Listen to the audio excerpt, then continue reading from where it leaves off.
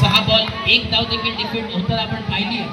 परंतु या मॅच मध्ये काय कळेल, येणारे 6 बॉल आणि 24 धावेची 25 धावेची आवश्यकता असेल मॅच मध्ये.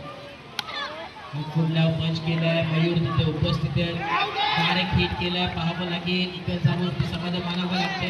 आता मात्र येणारे 5 बॉल आणि 24 धावेची आवश्यकता या मॅच मध्ये.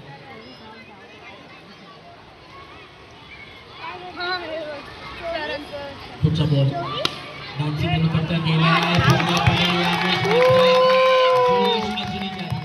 आता मात्र मी तर म्हणेन फक्त आणि फक्त औपचारिकता या मॅच मध्ये शिल्लक आहे.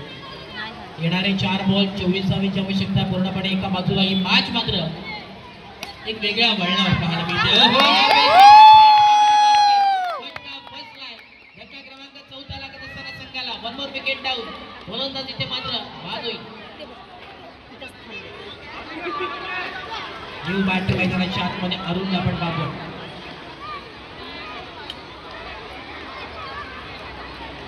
पुढचा बॉल नवीस पट्टिका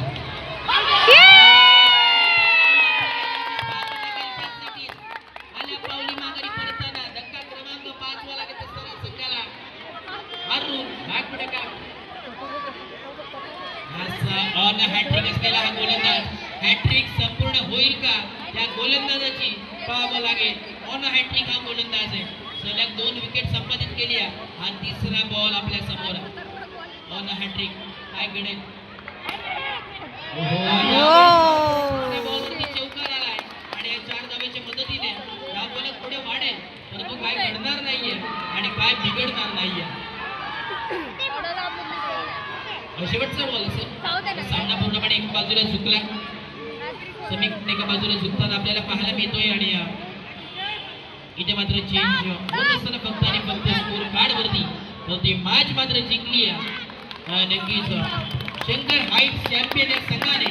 शंकर हाईट चॅम्पियन का चॅम्पियन म्हटलं जातं ते मात्र ज्वलंत उदाहरण देत असताना हा संघ आपल्याला सांगतोय. जिंकलेल्या टीमचा अधिकारी अभिनंदन आणि हरलेल्या टीम्सने तेवढेच होतं.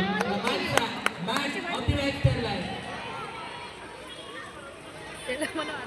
मॅचचा मॅन ऑफ द मॅच ठरलाय. ज्यांनी गोलंदाजी करत असताना एक मोठ्याच्या क्षणी उत्कृष्ट अशी गोलंदाजी पार पाडली तो ठरला या मॅचचा match of the match. Kaushal man of the match.